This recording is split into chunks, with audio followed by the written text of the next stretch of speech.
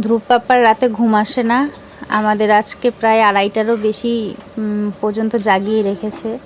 তো যাই হোক, এদিকে এখন আমরা মা ছেলে ঘুম থেকে উঠে এখন দুজনে খেলা করে নিচ্ছিলাম। দেখো এখন ধ্রুব নতুন নতুন ধরা শিখেছে, তার জন্য দেখো কিভাবে আমাকে ধরছে, আমার নাক ঠোঁট মুখ খেমচাচ্ছে, হাত দিয়ে ধরছে।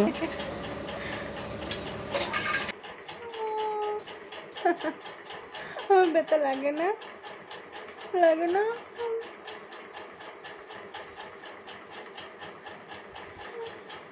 তো কি হয়েছে তাই? ব্যথা লাগলে কি হয়েছে তাই?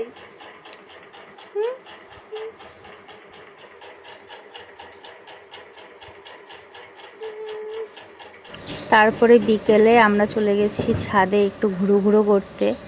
তো এদিকে এক হাতে পাখা আর ফোন, আর এক হাতে ওর দোলনাটা নিয়ে ছাদে ঘুরে বেড়াচ্ছিলাম আমরা।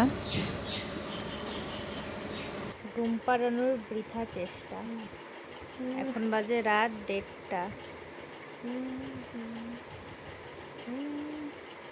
তোর ঘুম পাচ্ছে পাপা? ঘুম পাচ্ছে না? প্রথমে তো আমি চেষ্টা করছিলাম ঘুম পাড়ানোর, কিন্তু ঘুমাইনি।